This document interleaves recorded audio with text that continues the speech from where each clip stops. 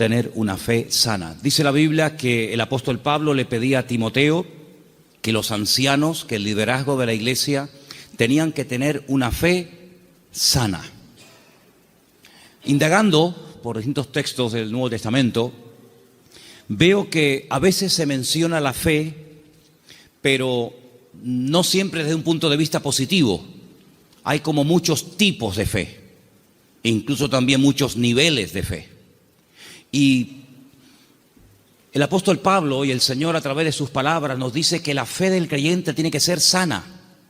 Hablaremos después cómo se puede tener una fe sana. Y también nos tendremos que preguntar si la fe que yo tengo está sana o está un poco enferma, ¿no? En Lucas 9:54 vamos a leer el primer texto donde podemos ver a unos discípulos del Señor que lógicamente tenían fe, pero una fe muy extraña. Yo la he llamado una fe distorsionada. Escuchemos Lucas 9:54. Viendo esto, sus discípulos Jacobo y Juan dijeron: Señor, ¿quieres que mandemos descienda fuego del cielo como hizo Elías y los consuma? Unos discípulos del Señor le están proponiendo al Señor: Señor, ¿quieres que oremos para que caiga fuego del cielo y destruya a esta gente que no ha querido recibirnos? Y dice, ¿pero qué estáis diciendo? El Señor no apoya esa petición. El Señor dice, ustedes no saben lo que están proponiendo, ustedes no saben de lo que están hablando. La fe no es para destruir a la gente, la fe es para edificar, para ayudar, para bendecir. Luego, esta gente tenía una fe distorsionada completamente. Y sería muy bueno que nosotros nos preguntáramos de vez en cuando qué tipo de fe tenemos. Porque vemos que estos discípulos tienen una fe muy grande, incluso hasta para proponerle al Señor, orar para que caiga fuego del cielo, como hacía el profeta Elías en varias ocasiones durante su ministerio, pero que no es ni el momento, ni el lugar, ni muchísimo menos la voluntad de Dios que se esté utilizando la fe para semejante barbaridad. Luego aquí vemos, sí, fe, pero una fe distorsionada. Hay un texto en 2 de Timoteo 1:5 que menciona otro tipo de fe, y es un texto en el que el apóstol Pablo reconoce que la fe de Timoteo no es como la que él va a mencionar a continuación. 2 de Timoteo 1:5. Trayendo a la memoria la fe no fingida que hay en ti, la cual habitó primero en tu abuela Loida y en tu madre Eunice, y estoy seguro que en ti también. Analizando este texto, encontré que hay más de 43 traducciones diferentes de este término griego que se ha traducido en la versión Reina Valera como fe no fingida. Pero hay otras Biblias que en vez de poner fe no fingida, dicen fe verdadera, sincera, fe sin mezclas, fe sin hipocresía, fe nacida del corazón, fe sin disimulo, sin engaño. Incluso hay una versión alemana que dice fe sin máscara. Es un término que se emplea en 6 ocasiones diferentes en el Nuevo Testamento, y hay un versículo en Romanos que dice que el amor tiene que ser sin fingimiento. Exactamente igual que la palabra que emplea Pablo a la hora de referirse a la fe. Entonces hay una fe fingida.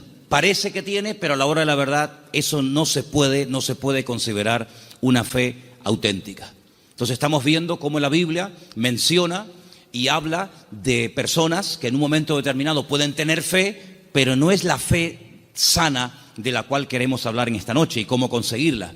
Entonces hemos visto una fe distorsionada, una fe fingida, que no era el caso de Timoteo. Tenemos también en Santiago 2:26 una fe que no sirve para nada. Lo dice literalmente el texto. Vamos a prestar atención. Santiago 2, versículo 26. Porque como el cuerpo sin espíritu está muerto, así también la fe sin obras está muerta. Fe sin obras.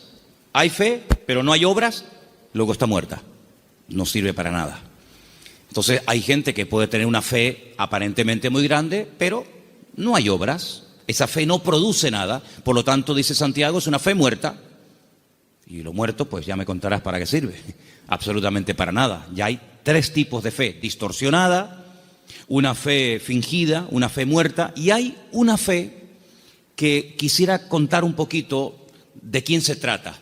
¿Os acordáis del joven rico? Un chico que dice que había guardado todos los mandamientos de la ley, era muy escrupuloso, moralmente impecable, pero él notaba que le faltaba algo. Y le pregunta al Señor: Señor, ¿qué tengo que hacer para heredar la vida eterna?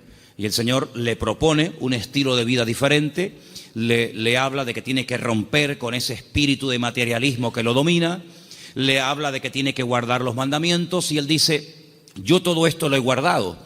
Luego vemos que muchos escribas y fariseos, incluido en el joven rico, eran personas de fe, pero era una fe religiosa, mecánica, Hay que orar, oramos. Hay que leer, leemos. Hay que ayunar, ayunamos. Hay que congregarse, me congrego.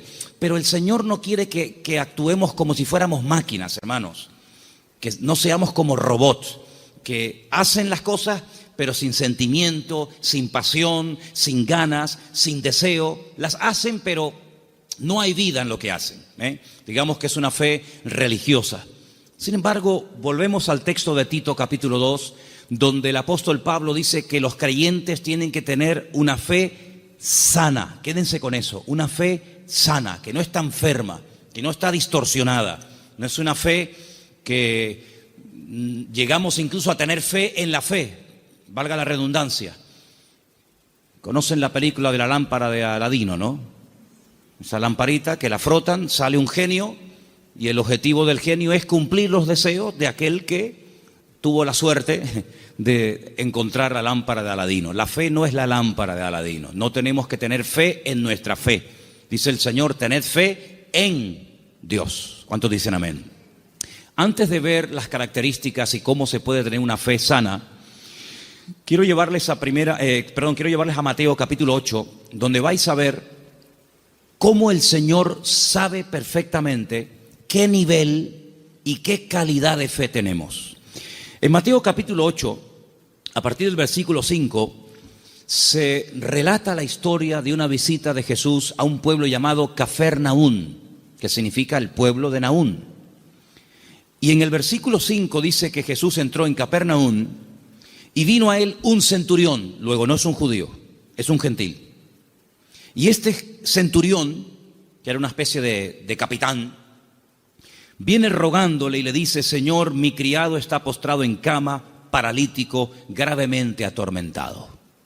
No es un hombre insensible, no es un hombre arrogante como la mayoría de los romanos de la época. Es un hombre que viene pidiendo ayuda, y viene pidiendo ayuda a un judío. Luego aquí hay un acto de humildad muy grande. Y le dijo el Señor: yo iré y le sanaré. Versículo 8. Respondiendo el centurión le dijo: Señor, no soy digno de que entre bajo mi techo. Solamente di solamente la palabra y mi criado sanará. Esto es tremendo. Porque también yo soy hombre bajo autoridad y tengo bajo mis órdenes soldados. Y le digo a este: ve, y va. Y le digo a otro: ven, y viene. Y a mi siervo: haz esto, y lo hace. Al oírlo Jesús se maravilló y dijo a los que le seguían: de cierto os digo que ni aún en Israel he hallado tanta fe. No he encontrado a nadie en el país que tenga tanta fe como este hombre. ¿Qué fue lo que le llamó la atención al Señor Jesucristo de este hombre? Primero, la humildad con la que vino a pedir. No vino exigiendo. No vino: oye, que soy un centurión romano y me tienes que obedecer. Sino vino con humildad. Vino, dice, que rogándole. Y no vino pidiendo algo para él, sino para otra persona. Luego aquí hay una compasión. Aquí hay un amor por alguien que está sufriendo, que no es precisamente él, sino es su criado. Luego hay una cosa muy interesante en la conversación. El Señor está dispuesto a ir a la casa de un gentil. El Señor está dispuesto a ir a la casa de este hombre. Sin embargo, este hombre dice: Señor, sinceramente yo no soy digno de tenerte bajo mi techo. Pero podemos solucionarlo de otra manera. Di solamente la palabra, da solamente la orden de que mi criado sea sanado, y no hace falta ni que te desplaces, no hace falta ni que vengas.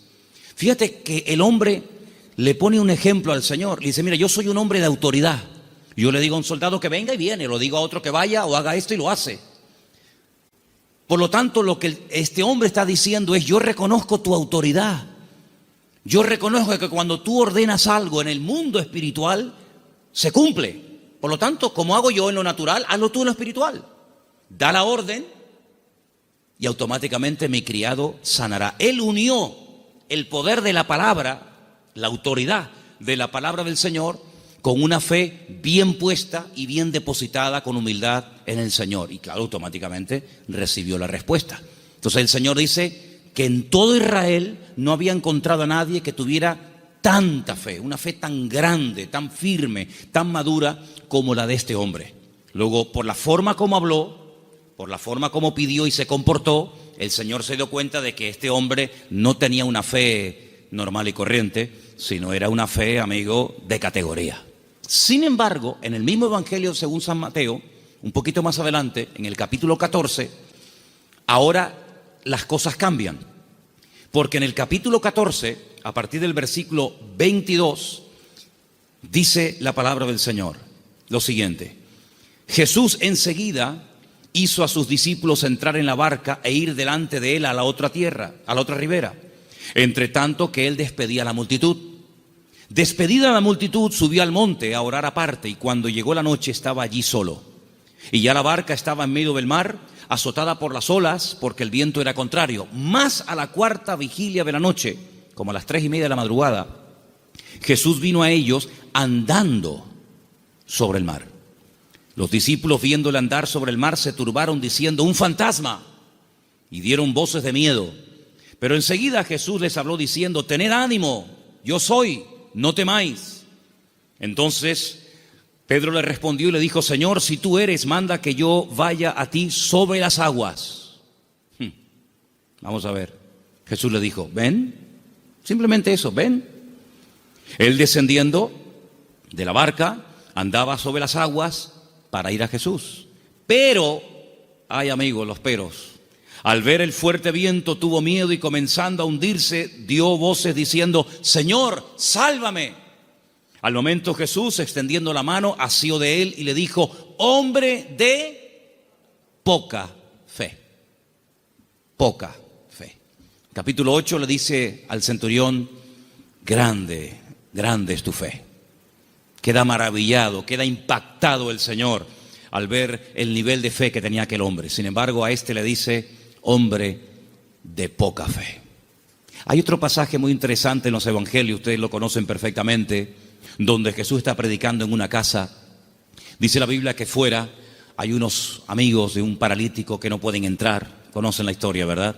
Dice que se suben al techo, no se desaniman, no dicen: bueno, vengamos otro día, tal vez otro día ya no está. Nada los detiene, nada los frena. Descienden al paralítico entre ellos, y dice la Biblia literalmente: al ver Jesús la fe de ellos. No habla de la fe del paralítico. Al ver Jesús la fe de ellos, le dijo al paralítico, y todos conocemos el resto de la historia. Luego, tal vez nosotros no podemos ver la fe, ni siquiera la nuestra, pero el Señor sabe perfectamente qué nivel de fe tenemos. La fe que tenemos que tener no es una fe cualquiera. No es esa fe que creemos que es una especie de, como dije antes, de lámpara de Aladín o de llave maestra que todo lo puede y todo lo abre. No, no. Tiene que ser una fe sana. Pero ¿cómo se llega a tener esa fe sana? ¿Cuáles son las características de una fe sana verdaderamente en el Señor? Vamos a ver la primera característica que tiene que tener una fe sana. Primera de Pedro, capítulo 1, del 3 al 9. ¿Lo tienes, Vanessa? Vamos a prestar atención a Primera de Pedro 1, del 3 al 9.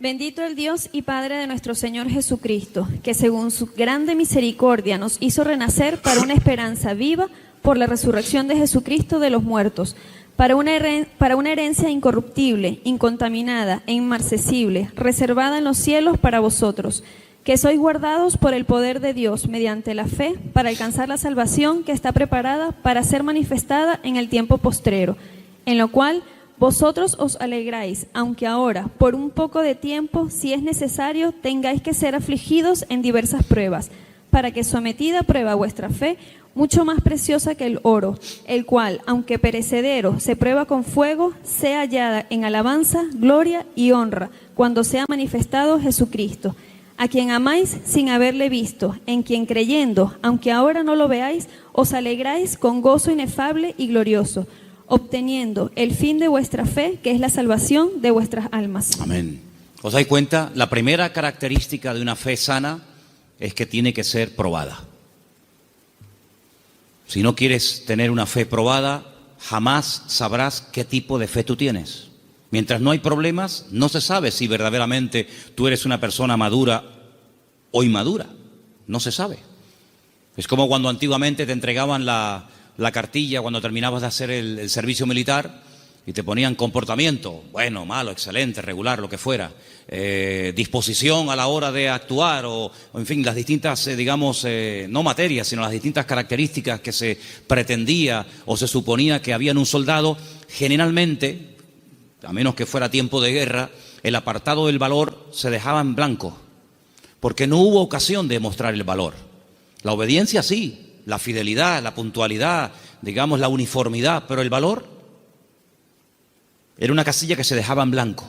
Ahora, si hay una guerra, si te tienes que jugar la vida, si tienes que salir a campo abierto, entonces se sabe si ese soldado tenía o no tenía valor. Con la fe es exactamente igual. Si no hay pruebas, pues sí, tengo fe. Pero amigo, y cuando llegaron las pruebas, ¿cómo reaccionó usted ante el primer problema que le vino después de conocer al Señor? Porque nosotros reaccionamos de una manera antes de conocer al Señor que no puede ser la misma después de conocer al Señor. ¿Cómo, por ejemplo, reaccionó Job? Job no era judío, Job era un gentil, pero tenía tan clara su confianza y su fe en el Señor que después de las pruebas aún estaba mejor que antes de las pruebas. Antes de las pruebas era un hombre rico, la vida le sonrió, tenía hijos, matrimonio que funcionaba perfectamente, aparentemente, tierras, criados, prestigio, casas, un patrimonio increíble y no había ningún problema. El Señor permitió, porque todo lo permite el Señor, que las cosas comenzaran a ir de diferente manera. Perdió en una semana a todos los hijos, no a uno, a todos, los varones y las hembras. Perdió todos los animales, eso era una tragedia en aquel tiempo. Las cosechas se le pudrieron, la mujer se le volvió en su contra, él cayó enfermo, las casas se le derrumbaron, los amigos, ni te cuento. Si uno dice, bueno, pero ¿dónde está Dios en todo esto? Nunca estuvo Dios más cerca de Job que cuando era probado. Cuando más cerca Dios estuvo de Job y cuanto más cerca Job estuvo del Señor fue en el tiempo de la prueba. En ningún momento se quejó. Argumentó, habló con el Señor, todo lo que tú quieras, pero en ningún momento claudicó y dijo, no merece la pena, no sirve de nada llevar una vida íntegra, llevar una vida de santidad, porque al fin y al cabo, mira, estoy pasando lo peor que los que no creen en ti, Señor. Al final, cuando termina todo aquel ciclo de pruebas tremendas, que no sabemos exactamente cuánto tiempo duró, él dice cosas tremendas, él dice, yo de oídas te había oído, pero ahora mis ojos te ven. Ahora es cuando yo verdaderamente he conocido qué tipo de Dios, qué naturaleza es la de mi Dios. Ahora he experimentado la fidelidad de Dios. Ahora he experimentado la sanidad del Señor. Ahora he experimentado el consuelo del Señor. Y por eso, claro, él dice esa famosa leyenda, esa famosa frase, aunque Dios me mate, lo voy a seguir adorando, porque yo sé que mi Redentor está vivo. Entonces las pruebas no lo destruyeron, al contrario, lo fortalecieron de tal manera que al final él tiene que orar por los demás y nadie por él, porque solamente venían a cuestionarle, a criticarle, a poner el dedo en la llaga y bueno, a decir todo tipo de barbaridades. Por lo tanto, la fe sana, la fe verdadera, tarde o temprano, ha de ser probada. Y dice la Biblia que la actitud que tenemos que tener ante las pruebas es de gozo. No es encima, ¿sí? Encima. Tener por sumo gozo cuando os halléis en diversas pruebas, sabiendo que la prueba de vuestra fe produce paciencia. Porque una fe, para que sea sana, tiene que tener un ingrediente indispensable y es paciencia. La fe sin paciencia puede convertirse en temeridad. Y tú dices, pero la fe tiene que ir acompañada de paciencia. Hombre, claro, si no se termina convirtiendo en desesperación. No entiendo nada. Oro, pido con fe y no recibo. ¿Pero cómo es esto? Entonces, si no va acompañada del ingrediente de la paciencia, al final terminas desesperándote porque crees que no tienes fe, que has cometido un pecado, que te han hecho algo malo, etcétera, etcétera, y comenzamos a decir tonterías, y toda tontería, toda queja, todo lamento que salga de nuestros labios, lo que hace es que va deteriorando, enfermando, debilitando cada vez más la fe. Y en vez de ser una fe sana, es una fe, pero enferma. Entonces, vemos que la característica de una fe sana es que ha sido probada por el fuego. Es interesante notar que hay un momento en el que el Señor le dice a Pedro, Pedro, Satanás ha venido para pedirme permiso porque os quiere zarandear como al trigo. Eso es una revelación de parte del Señor, porque en ningún momento encontramos en los evangelios a Satanás hablando con Cristo pidiéndole semejante cosa. Eso es una revelación que el Señor contó. En esas cosas que le ocurrían a nivel personal al Señor, dice, Él os va a zarandear como el trigo, pero yo ya he rogado previamente por ustedes para que vuestra fe no falle. Y una vez que seáis confirmados, vete y confirma a tus hermanos. En otras palabras, el Señor no descarta en ningún momento que un creyente en algún momento determinado de la vida pueda ser sacudido o pueda ser zarandeado, es decir, probado. Y entonces ahí esa fe se puede demostrar y comprobar si verdaderamente la fe que usted tiene es una fe a prueba de bombas, pues una fe que le dura hasta la primera prueba. En la parábola del sembrador, dice la Biblia que hay semillas que brotaron muy rápido, pero dice cuando salió el sol quemó la semilla y no dio fruto. Y cuando están en privado, los discípulos le preguntan al Señor o le piden al Señor que les explique la parábola del sembrador. Y Él les dice, mira, las semillas que caen junto al camino y brota rápido son los que reciben la palabra, al momento la reciben con gozo, pero como no tienen raíces, cuando sale el sol, que son las pruebas y las dificultades de la vida, las pruebas de la vida secan, son de corta duración. Entonces la prueba lo que hace es que fortalece nuestra fe para que nuestra fe pueda estar preparada para la siguiente prueba y así de esa manera tener una fe robusta y madura que ha soportado las pruebas. Es como cuando se construye un puente, se hace una prueba de carga. No se abre al público, decir, bueno, abran, ¿y si se cae? Hay que hacer una prueba de carga. Ponen el puente todo lleno de camiones cargados a tope y los dejan ahí un tiempo para que si el puente resista, pues si el puente resiste la prueba, pues entonces se puede abrir el tráfico al público. Exactamente igual. Nuestra fe tiene que ser probada y tiene que ser probada donde necesita ser probada. A lo mejor en lo económico, a lo mejor en lo familiar, a lo mejor en lo físico, no sé, pero el Señor sabe dónde tiene que apretar porque todas las pruebas siempre son para nuestro progreso, para nuestro crecimiento y para fortalecer nuestra fe. ¿Cuántos dicen amén? La segunda característica de una fe auténtica, de una fe sana, la encontramos en una carta que Pablo le escribe a los hermanos de Tesalónica. Primera de Tesalonicenses 1. Del 2 al 10. Es una lectura un poquitín larga, pero por favor presten atención. ¿La tienes tú, Patricia? Adelante. Damos siempre gracias a Dios por todos vosotros, haciendo memoria de vosotros en nuestras oraciones, acordándonos sin cesar delante del Dios y Padre nuestro de la obra de vuestra fe, del trabajo de vuestro amor y de vuestra constancia en la esperanza en nuestro Señor Jesucristo, porque conocemos, hermanos amados de Dios, vuestra elección. Pues nuestro evangelio no llegó a vosotros en palabras solamente, sino también en poder, en el Espíritu Santo y en plena certidumbre.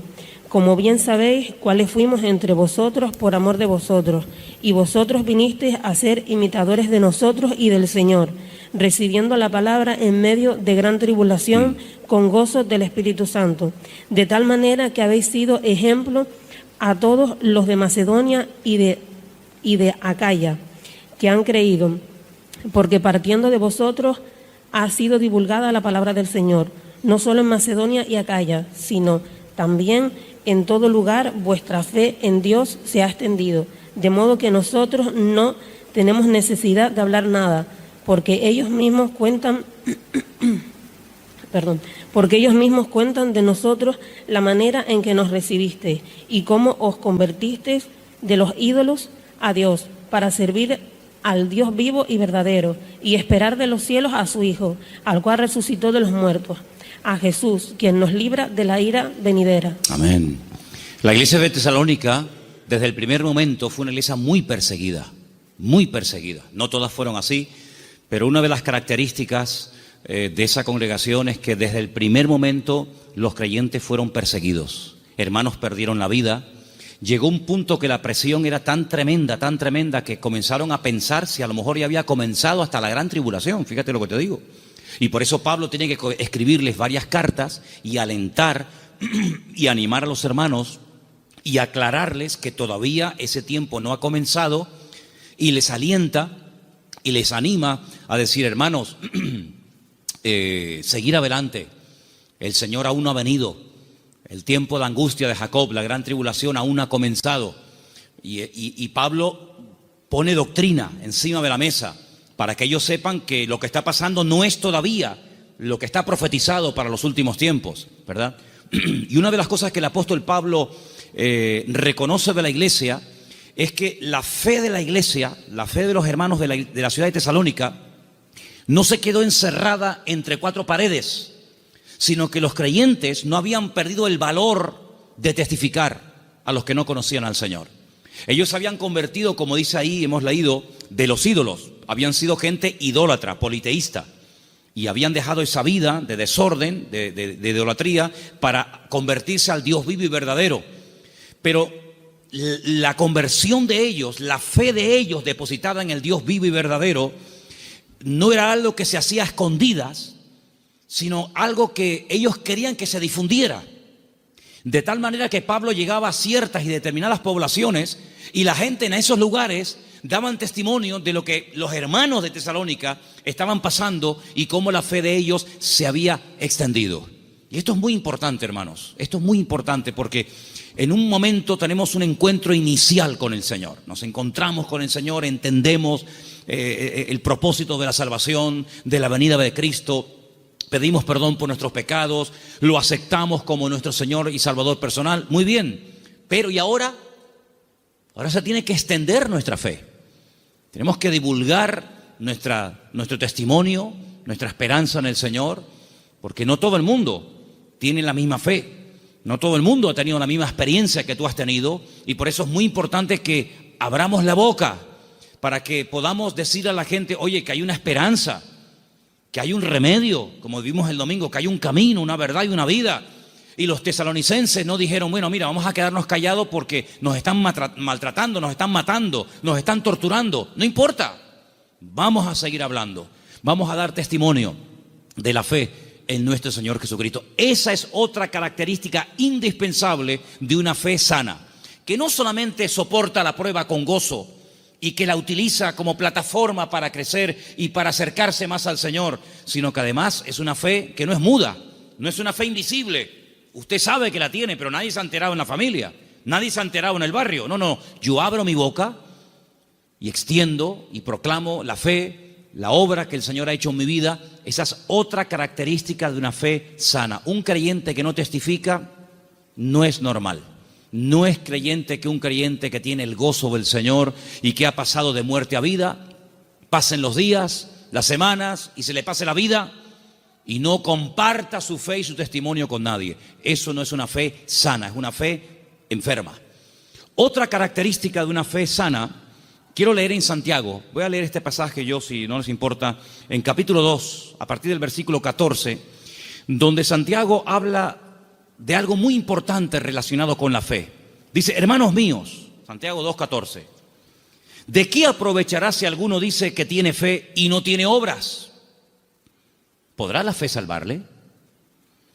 Si un hermano o una hermana están desnudos y tienen necesidad del alimento de cada día, y alguno de vosotros les dice: id en paz, calentaos y saciaos, pero no les dais las cosas que son necesarias para el cuerpo, ¿de qué aprovecha? No, hermanos, déjenme que diga esto. Decimos, bueno, pero ¿no es el Señor el que suple nuestras necesidades? Sí. Pero muchas veces el Señor puede suplir nuestras necesidades a través de nuestros hermanos.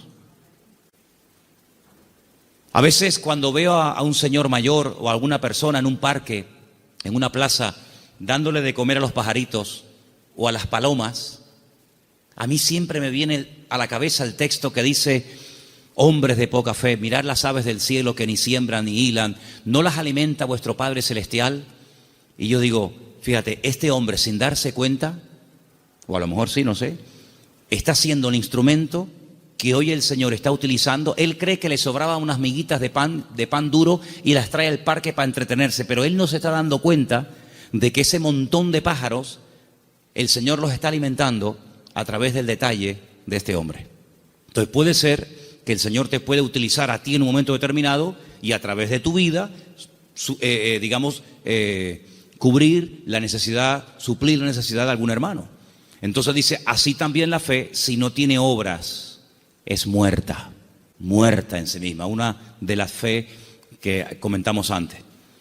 Versículo 18. Pero alguno dirá, tú tienes fe, yo tengo obras. Muéstrame tu fe sin tus obras y yo te mostraré mi fe por las obras. Tú crees que Dios es uno y bien, haces bien. También los demonios creen y tiemblan. Mas ¿quieres saber esto, hombre vano, que la fe sin obras es muerta? ¿No fue justificado por las obras nuestro padre Abraham cuando ofreció su hijo Isaac sobre el altar? ¿No ves que la fe actuó juntamente con sus obras y que la fe se perfeccionó por las obras? Y se cumplió la escritura que dice, Abraham creyó a Dios y le fue contado por justicia y fue llamado amigo de Dios. Vosotros veis pues que el hombre es justificado por las obras y no solamente por la fe.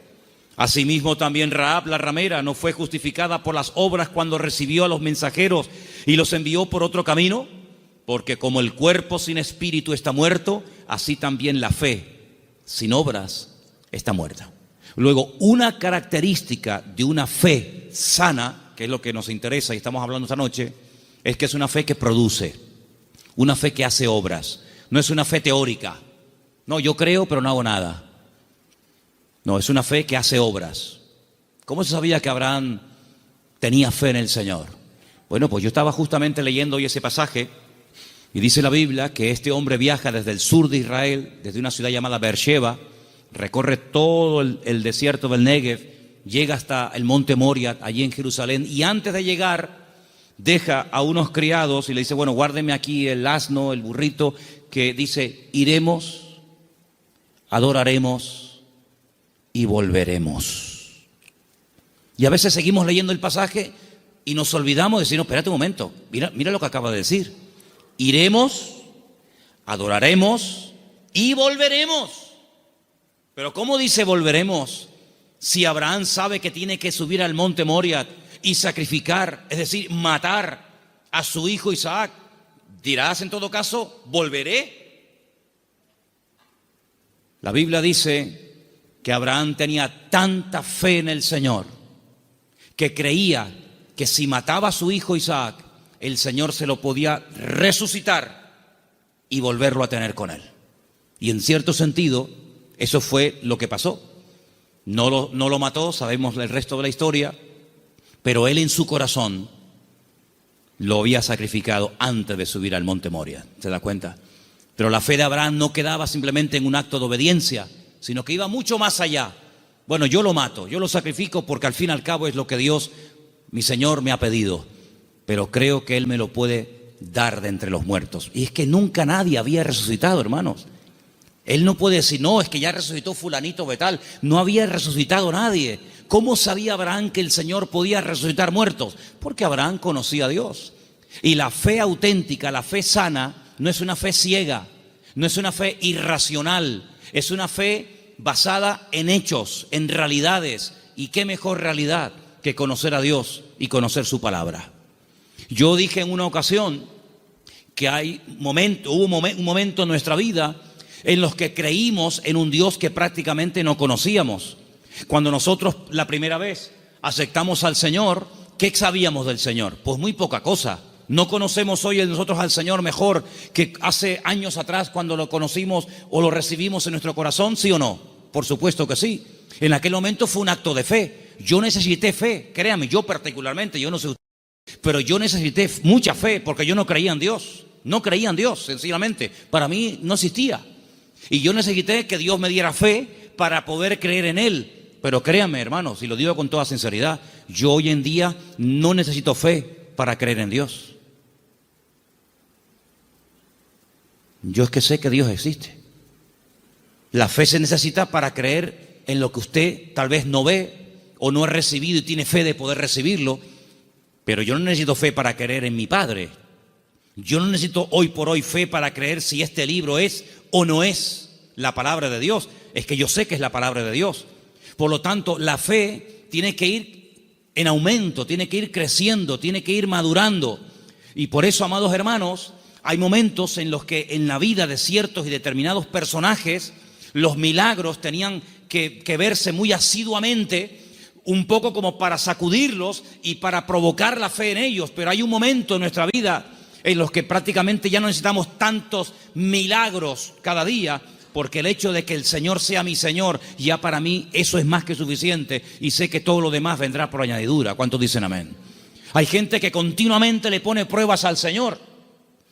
Señor, ¿será tu voluntad esto? Señor, ¿será tu voluntad lo otro? Señor, voy por aquí, Señor, voy por allá. Bueno, pues si constantemente le tienes que estar poniendo pruebas a tu Dios, es porque no lo conoces mucho. Porque si tú sabes que a tu marido no le gustan las lentejas, no sé si hay algún marido, perdón si alguien se sienta aludido, pero si tú sabes que a tu marido no le gustan las lentejas, no dices, se las voy a poner a ver si le gustan o no le gustan. Ya te ha dicho de todas las formas que no le pongas lentejas que no le gustan. Por lo tanto, como ya lo sé, no se las pongo.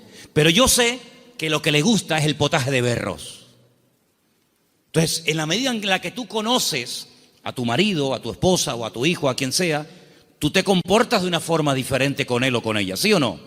En la medida en que tú conoces a Dios, yo no tengo que decirle a Dios, Señor, ¿se puede hacer esto o no se puede hacer? Voy a poner un papelito con un sí y con un no. Soplo y el que se quede en la mesa, no hace falta jugar a eso, porque yo ya conozco a mi Dios y yo sé lo que le gusta y lo que no le gusta. Leía en el día de ayer algo tremendamente interesante. Dice Pablo, es que la ley no fue dada para el justo. La ley fue dada para el homicida, la ley fue dada para el que no conocía a Dios, y tienes que decirle todo, le tienes que contar todo.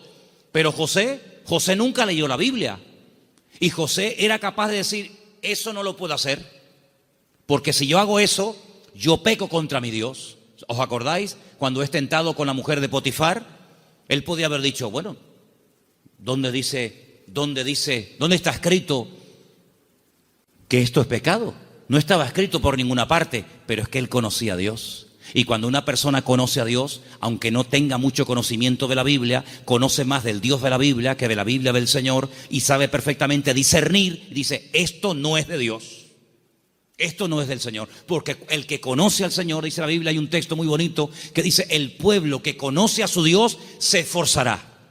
Y nosotros, amados, queridos hermanos, no dejamos de pecar por miedo al castigo, sino no pecamos por temor a Dios, por respeto al Señor, que es muy diferente. Amén.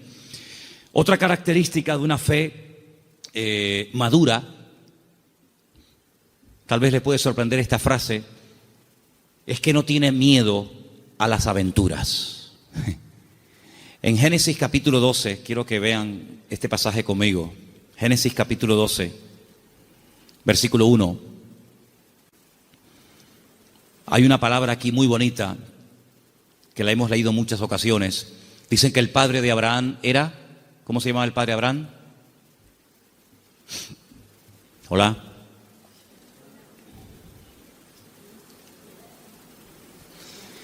El padre de Abraham se llamaba Taré. Y cuenta la leyenda que el padre de Abraham, Taré, podía ser una persona muy importante en el ejército de Nimrod. ¿Y quién era Nimrod? Uno de los peores personajes de la historia. Terrible, terrible. El primer hombre poderoso de la tierra. Un tipo de anticristo, para que me entendáis. Un hombre idólatra, un hombre tremendo. Y hay muchas leyendas y muchas historias, no solamente en el pueblo de Israel, sino en el mundo árabe y en otras culturas que hablan mucho de Abraham, porque Abraham es el personaje que le cae bien a todo el mundo. Le cae bien a los árabes, le cae bien a los cristianos, le cae bien a los judíos. Es un personaje que todo el mundo lo quiere. Es el padre de todos. Y hay una leyenda que dicen que un día el padre de Abraham, que era vendedor también de ídolos, se fue y dejó a Abraham al cargo de su tienda de imágenes. Y Abraham rompió todos los ídolos de su padre menos uno. Y cuando el padre viene, le pregunta al hijo: hijo, ¿pero qué has hecho? Me has roto todos los ídolos, todas las imágenes. Y le dice: no, lo que pasa es que vino una señora con un plato de comida para ofrecer una ofrenda a los ídolos. Y como este ídolo, que es el más poderoso que tú tienes, no quería compartir la comida con los demás, los destruyó a todos y se comió la comida a él. Y le dice el padre: pero hijo, ¿qué cuento me estás contando? Si son ídolos de piedra, son incapaces de hacer esto. Y Abraham le dice: pues papá, si tú mismo has reconocido que son ídolos de piedra que no puedan hacer esto, ¿por qué los adoras? Es una leyenda que cuentan los árabes, ¿no? Hablando acerca de la fe de Abraham. Pues este hombre, cuando vivía en aquella tierra, versículo 1, Génesis 12:1, dice: el Señor le había dicho. Fíjate el tiempo del verbo. No está llamando el Señor ahí a Abraham. Dice: ya le había dicho. Es como, oye, que ya te he dicho, ya te lo dije el otro día, te lo estoy recordando. Ya el Señor le había dicho a Abraham. ¿Qué le había dicho? Vete de tu tierra, de tu familia o parentela, de la casa de tu padre, a la tierra que yo te mostraré. Fíjate que el primer verbo está en pasado y el último está en futuro. Ya le había dicho el Señor: a la tierra que yo te mostraré. ¿A dónde voy? No lo sé, yo te lo mostraré, ya te lo diré.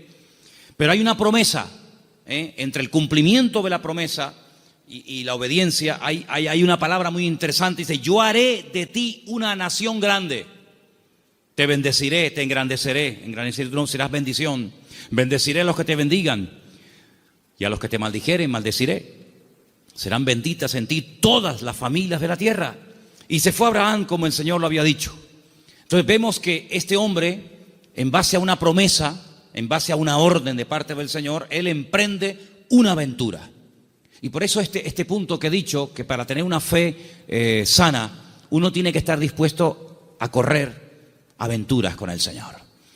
No podemos tener todo bajo control. Hay creyentes que todo lo quieren tener bajo control. Y eso es totalmente imposible. Quiero tener bajo control las facturas, lo que tengo que pagar, lo que tengo que hacer, lo que tengo que decir. Tengo que tener, hermano, en la vida de un creyente verdadero, tienes que dejar una puerta abierta a la vida de fe, a una vida de aventura. Esto no tiene ni pies ni cabeza, diría un padre a un hijo. Pero hijo, ¿a dónde va? Es que no lo sé, padre. Pero, ¿qué sentido tiene esto? Yo leía hoy una frase en un libro que la tengo por aquí apuntada y me llamó mucho la atención y la quiero compartir con ustedes. Y la frase que leía dice: lo que nosotros llamamos seguridad muchas veces no es más que un freno para una vida de fe. Esto me impactó muchísimo.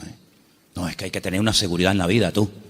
Ya no tengo 20 años, ya tengo una edad y uno ya tiene que ir pensando las cosas. Me parece muy bien.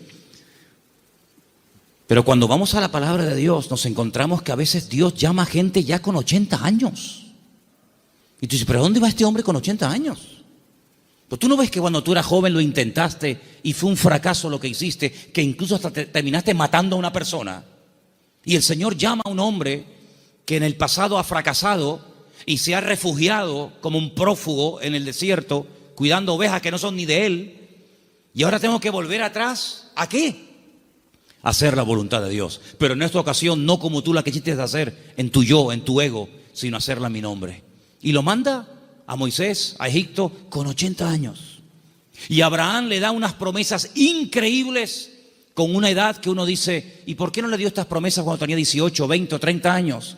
¿Por qué esperó tanto el Señor en sorprender y en usar a este hombre? Hermanos, nosotros no somos los que ponemos los tiempos. Los tiempos los pone el Señor. Por eso les dije antes que un ingrediente indispensable de una fe sana es la paciencia. Una fe que no va acompañada de paciencia te puede crear problemas a ti personalmente. Porque cuando tú pides y cuando tú oras y no recibes, la Biblia dice que si pedimos y no recibimos, se puede convertir en un tormento al alma, en un tormento al corazón. Y por eso el que tú pidas no significa que inmediatamente tus órdenes se tienen que cumplir. Vuelvo a repetir el ejemplo de antes. La fe no es la lámpara de Aladino. Encomendamos al Señor nuestra vida, nuestras situaciones, confía en Él y Él hará, decía el Salmo 37, ¿os acordáis? Entonces, una fe sana tiene que ser probada, tiene que extenderse, no puede quedar ahí reducida, anclada, encerrada herméticamente en tu vida. Es una fe que produce obras. Es una fe que es que por lo que haces se nota que tiene fe. Hombre, vamos a ver, un hombre que está dispuesto a sacrificar a un hijo, ¿qué más prueba que ello? Cuando le dice el Señor a ese hijo el día de mañana, quédate en Beersheba y siembra en el desierto, y este hombre siembra en el desierto y no cuestiona a Dios diciendo, oye, pero ¿cómo que siembra en el desierto? Esto es un disparate, esto es una locura. ¿Cómo voy a sembrar la semilla? ¿Cómo voy a sembrar semillas en arena? Y el hombre lo hace y Dios lo prospera, ¿verdad? Vemos en la Biblia que hay momentos en los que Dios le dice a la gente, oye, ¿tú estás dispuesto a ir en contra de la corriente? ¿Tú estás dispuesto a hacer lo que yo te diga, aunque aparentemente sea un disparate? A ese tipo de vida no tenemos que cerrarnos. Yo no digo que tengas que ir por ese camino toda tu vida, pero no descartes la posibilidad de que en un momento Dios te lleve la contraria. ¿Puede el Señor llevarnos la contraria? ¿Puede el Señor sorprendernos a estas alturas?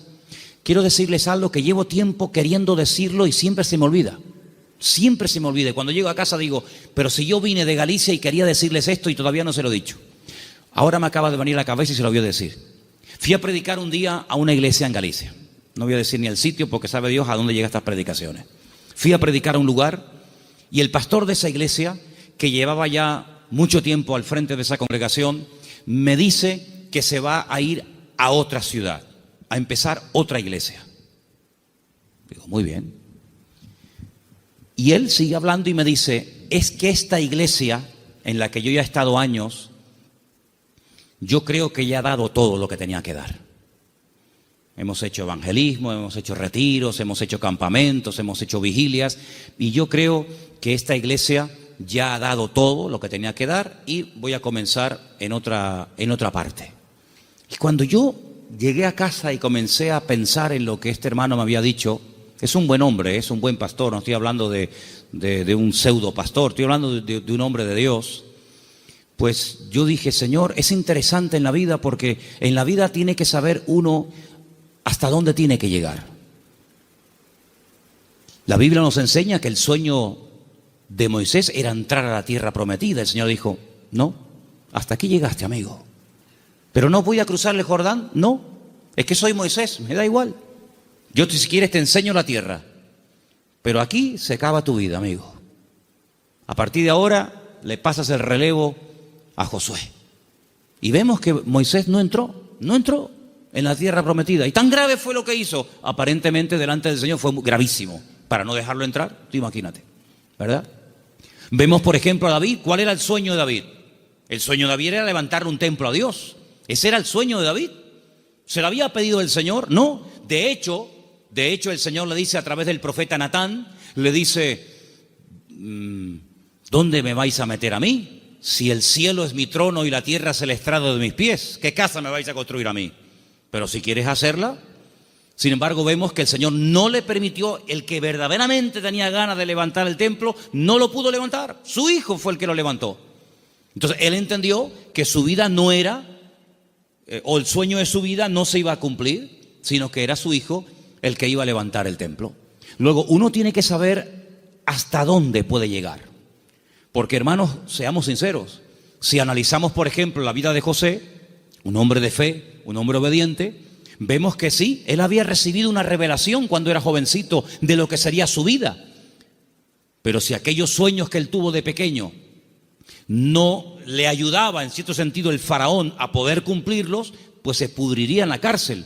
Luego, otra persona tuvo que soñar para que sus sueños personales, la revelación de parte del Señor a él, se pudiera hacer realidad. Por lo tanto, es muy importante como congregación, como familia, como matrimonio, como hijo, como pastor, como creyente, saber hasta dónde tengo que llegar con el Señor. De hecho, para mí hay dos preposiciones que aparecen en la Biblia que tenemos que tenerlas presentes siempre en nuestra vida de fe. Desde, hasta. Son dos preposiciones importantísimas en la vida de un creyente que quiere tener una fe sana. Desde, hasta. ¿A qué me refiero? Josué capítulo 1 dice: la tierra te la he entregado. Nadie te podrá hacer frente en todos los días de tu vida. Desde, hasta, esa es la tierra en la que te puedes mover. No te salgas de ese marco, no te salgas de ese terreno, porque no te la daré. De hecho, ha habido momentos en la historia en los que Israel ha conquistado terreno que tiempo más tarde ha tenido que devolver, porque no entraba dentro del desde, hasta, ¿verdad? Cuando en una de las guerras conquistó la famosa península del Sinaí, la península del Sinaí no entraba dentro de las promesas del Señor y la tuvo que devolver, ¿verdad? Y sabemos que la península del Sinaí no pertenece a Israel. Por lo tanto, como creyentes tenemos que saber cuáles son nuestras limitaciones, qué tipo de fe tenemos y con ese tipo de fe trabajar y movernos en el Señor. Porque dice la Biblia que no a todos se nos ha dado la misma fe, ni los mismos dones, ni el mismo conocimiento, ni los mismos talentos. Por lo tanto, cada uno tiene que, dice, examinarse a sí mismo y decir, bueno, a mí el Señor no me ha llamado a predicar, pero así a mí el Señor sí me ha llamado a servir o a colaborar.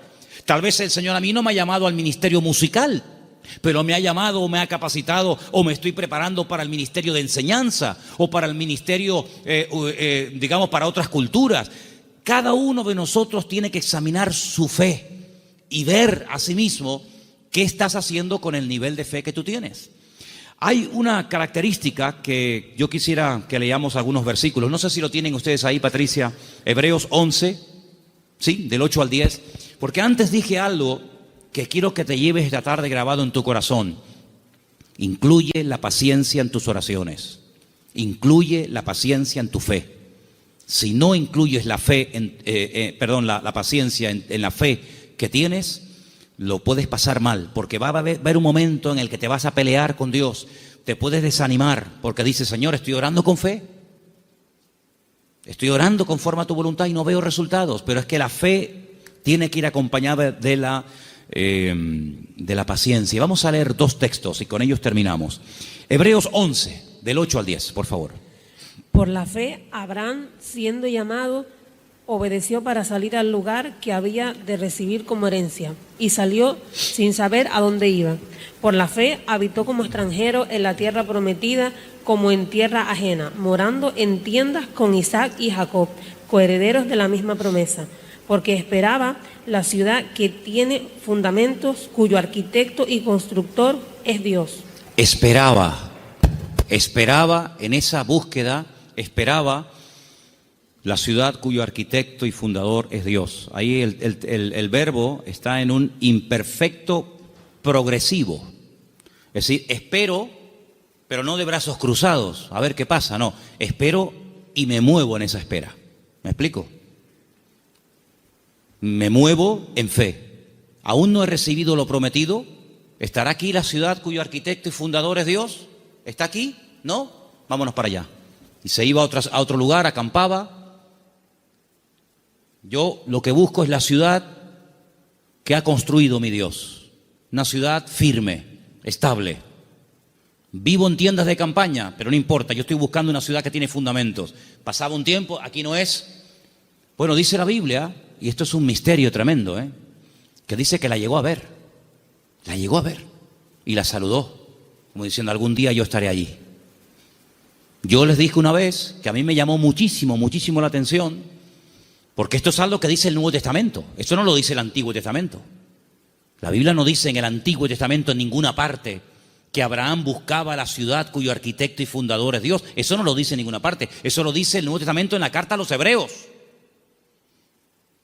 Luego hay una transmisión oral, cosas que se contaban de padres a hijos, de generación en generación, que no están escritas en la Biblia, pero que llegaron hasta los tiempos del Señor Jesucristo, y el que escribió la carta a los hebreos, que puede ser Pablo, Apolo, Lucas o quien fuera, él, inspirado por el Espíritu Santo, dice en la carta, si fuera mentira, Dios no le hubiera permitido que lo escribiera, que Abraham lo que en el fondo buscaba no era agua en el desierto. Lo que él buscaba era una ciudad cuyo arquitecto y fundador es Dios.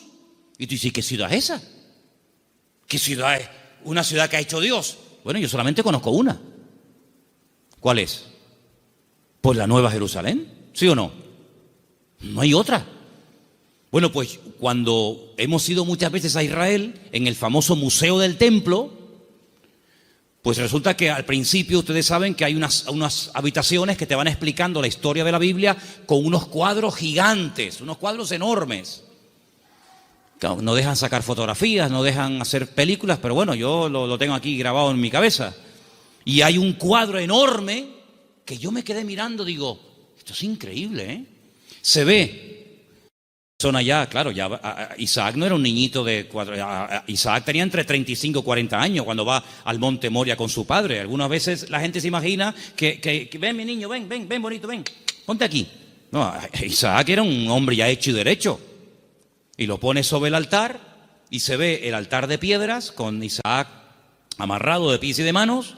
En el fondo se ve unas zarzas con un carnero allí enroscado. Se ve a Abraham con el puñal en alto, pero él está mirando al cielo, y es a lo que voy, y se ve en el cielo el templo de Jerusalén, todo como si fuera de oro, se ve el templo, y Abraham mirando el templo de Jerusalén. Por eso los judíos dicen que lo que Abraham vio en el monte Moriah fue el futuro templo de Jerusalén, y ese es el monte donde se construyó el templo de Jerusalén. Y yo, cuando miraba aquello, digo, pero si los judíos no leen el Nuevo Testamento, si los judíos tienen prohibido leer el Nuevo Testamento, ¿cómo saben ellos que Abraham allí en aquel sitio, según la versión judía, él vio el templo de Jerusalén? Y yo en el Nuevo Testamento veo que Abraham lo que vio fue la Nueva Jerusalén. Bueno, algo se tuvo que transmitir a lo largo de la historia, de boca en boca, ¿verdad? De generación en generación, que llegó hasta los tiempos de la carta de los hebreos, donde vemos que Abraham vio algo. Y dice que la vio. Entonces, amados hermanos, el nivel de fe de Abraham era algo tan espectacular que ¿cómo va a tener el temor de sacrificar a un hijo cuando sabe que Dios se lo puede resucitar? ¿Cómo va a tener el temor de dejar la herencia de su padre y quedar totalmente desheredado a la hora de salir del hogar cuando él sabe perfectamente lo que Dios le está prometiendo? La fe no tiene lugar a la duda. La fe es certeza, la fe es convicción. Ahora, si yo tengo un buen trabajo, pongamos un ejemplo sencillo de entender. Si yo tengo un buen trabajo, gano bien, estoy contratado fijo, tengo mis pagas, ya tengo una antigüedad, etcétera, etcétera, me va bien, me encuentro a gusto, y de repente me ofrecen otro trabajo, una de dos. O el que me ofrecen tiene que ser 1000 veces mejor que el que tengo, o no tiene ningún sentido que yo deje este buen trabajo por un trabajo que en el fondo no sé si me van a pagar, si no me van a pagar, si tienen solvencia, si no tienen solvencia, si estos van serios, si estos van broma. ¿Tú sabes lo que significó dejar todo? Papá, que me voy. ¿Pero te vas a dónde? No sé. ¿Y por qué? Es que Dios me llamó. ¿Pero qué Dios te llamó? Era una aventura, era un disparate. Pero un disparate para el hombre que tiene una fe enferma. Un disparate para el hombre que se pone encima de una mesa y empieza a sacar cálculos y saca la calculadora y dice, esto es un disparate, esto no va a funcionar bien, esto no tiene ni pies ni cabeza. Para el hombre natural, dice la Biblia, que las cosas de Dios son un disparate, son locura.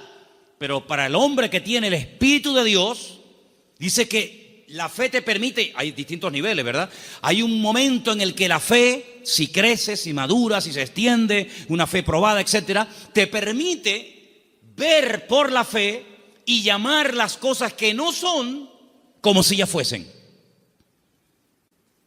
Tú imagínate que yo mañana llego aquí y les digo, hermano, a partir de ahora me llamo Daniel, ya no me llamo Manolo. Sería un choque, ¿no? Sería un impacto. Bueno, pues eso fue lo que tuvo que hacer Abraham, convencer a su mujer de que ahora Dios le cambió el nombre, convencer a sus 300 criados, y encima el nombre que Dios le ha puesto es un nombre que tiene que ver con algo que no es real. Si le hubiera puesto un nombre que significaba anciano, pues oye, te pega como anillo al dedo porque eres un viejito. O si te hubiera puesto un nombre que no sé, pero es que le puso un nombre que significaba padre de multitudes. Y claro, más de uno habrá dicho, pero bueno, es que este hombre este hombre va de mal en peor. Se pone un nombre que no tiene nada que ver con la realidad, pero es que la fe te permite estar por encima de lo que llamamos realidad. Porque yo pregunto, ¿la realidad cuál es? ¿La que vivimos o la que Dios quiere que vivamos? Porque la Biblia dice que la vida es sombra, y la sombra no es la realidad. La sombra proyecta una realidad. Y la Biblia dice que vivimos en un mundo que es de sombra. Sin embargo, cuando conocemos a Dios, nos damos cuenta que la sombra de Dios, para que nos entendamos, se proyecta muchas veces en lo que nosotros llamamos realidad, pero que realmente la realidad no es lo que vemos, sino lo que no vemos. Porque dice la Biblia que las cosas que vemos son temporales, pero las que no vemos son eternas. Y la Biblia dice, hay una promesa, que el justo, por la fe, vivirá. Pero en el texto original hebreo no aparece el verbo vivir, sino aparece el verbo ser. El texto dice, el justo por la fe existirá. Porque una cosa es vivir y otra cosa es existir. La existencia la da el Señor. Y cuando nosotros conocemos a Dios, comenzamos a descubrir que la vida que muchas veces nosotros llamamos seguridad no es más que un freno y un impedimento para ver la grandeza y descubrir el poder de nuestro Dios. Por eso quiero terminar recordando las 5 características de una fe sana. Preguntémonos si las tenemos. La fe sana tiene que ser tarde o temprano probada. Una prueba que no duele no es prueba. Una prueba que no afecta en algún momento determinado tu estado de ánimo, pues no es prueba ni a nada. Dije hace tiempo que una característica de que estás siendo probado es que no entiendes nada. Si entiendes, no te estás probando el Señor. Si lo entiendes, no es una prueba. Una característica de que estoy siendo probado es que no entiendo lo que me está pasando. Eso es una prueba. La segunda característica es que es una fe que se extiende. No es una fe hermética encerrada en sí misma. Es una fe que actúa, que hace obras. Y por la forma como actúa, te das cuenta de que detrás de esa actuación hay una fe. Hay una frase que leí esta semana, que también la tengo apuntada aquí, que dice: todo esfuerzo realizado siempre obtiene resultados. Es buenísima, no me digan, ¿eh? Todo esfuerzo realizado siempre obtiene resultados. Tú te esfuerzas por el Señor, ¿verdad? Tú ejercitas la fe y automáticamente Dios lo premia. Tercera o cuarta característica, que la fe sana tiene que ir acompañada de paciencia. Dice la Biblia que Abraham esperaba pacientemente. Y finalmente la fe sana está dispuesta a la aventura. En Hebreos 10, del 12 al 13, quiero que lo leamos todos juntos, por favor. Hebreos capítulo 10, Hebreos 10 del 12 al 13. Hay unos versículos muy interesantes que los he dejado para el final, para que medites en ellos y te los lleves esta noche en tu corazón.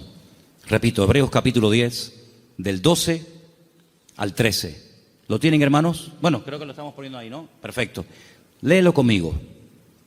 Pero Cristo, habiendo ofrecido una vez para siempre un solo sacrificio por los pecados, se ha sentado a la diestra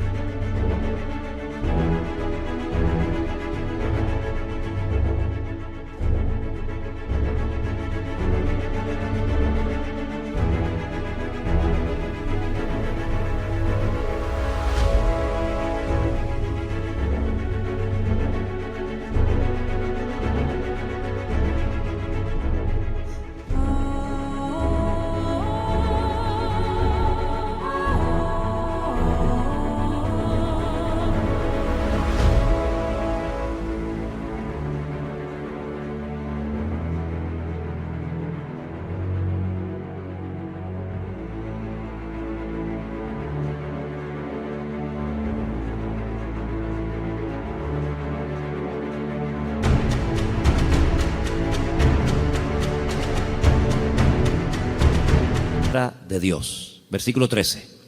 De ahí en adelante, esperando hasta que sus enemigos sean puestos por estrado de sus pies. Esperando.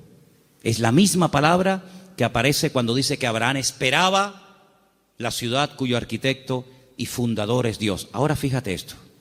Cristo muere, cumple todo lo que tiene que cumplir, derrama su sangre, resucita al tercer día, asciende a la gloria, se sienta a la diestra de Dios Padre. Y yo pregunto, ¿y ahora qué? Lo hemos leído esta noche. Él está esperando que todos y cada uno de sus enemigos sean sometidos y puestos bajo la planta de sus pies. Si mi Señor, después de todo lo que hizo, su muerte, su resurrección, la victoria sobre el pecado, sobre el diablo, etcétera, si Él, después de todo ese tremendo sacrificio, está esperando sentado a la diestra de Dios Padre, ¿por qué a nosotros a veces nos cuesta tanto esperar una oración que la hicimos la semana pasada y queremos que ahora nos responda el Señor? ¿Cuánto tiempo lleva esperando el Señor Jesucristo? Bueno, en número redondo, 2000 años. Porque aún hay enemigos que no están sometidos. Dice que el último, un día si quieren podemos hacer la lista de los enemigos que tienen que ser dominados y controlados y sometidos a la planta de los pies del Señor. Dice que el último, después de haber superado todo, el último enemigo que será superado y vencido.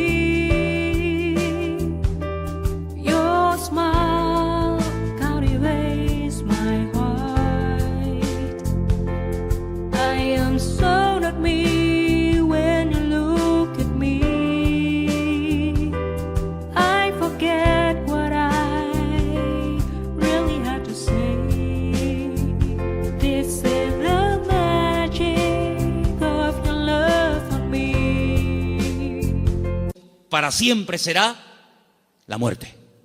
De momento la muerte no ha sido vencida en el sentido de que todavía los seres humanos siguen muriendo, incluidos los cristianos. Y dice la Biblia que algún día la muerte no existirá más.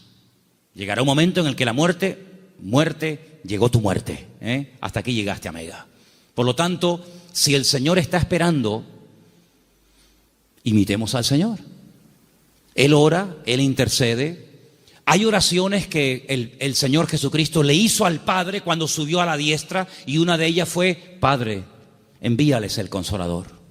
No dijo Él: yo rogaré al Padre para que os envíe otro Consolador, para que esté con vosotros para siempre. ¿Lo habéis leído, sí o no? Esa oración fue contestada en pocos días. Asciende.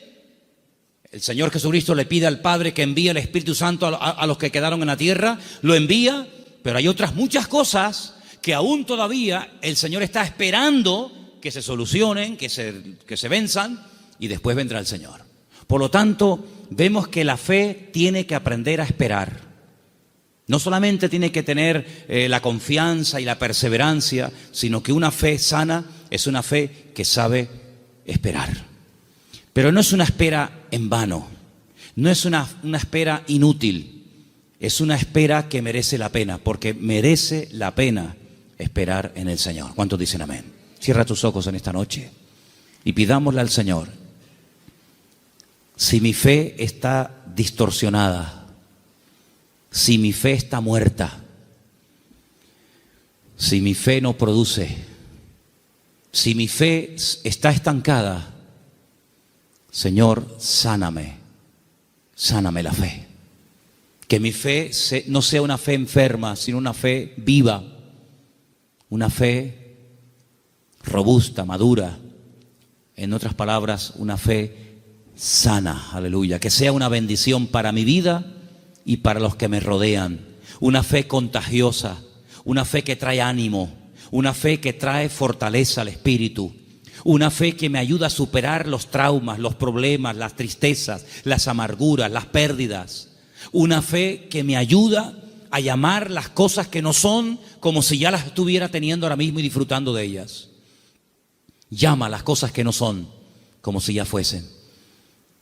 Di, Señor, gracias porque la bendición ya la tengo conmigo. Gracias, Señor, porque el gozo, la paz, la sanidad, ese trabajo, ese hijo, esa situación la veo resuelta. Pero la fe tiene que aprender a esperar. Como tú estás esperando a la diestra del Padre, yo quiero esperar pacientemente, esperé en el Señor. Y te pedimos en esta noche, Señor, que esta fe, que es la meta de todos y cada uno de los creyentes, de tus hijos, sea una realidad en nuestra vida.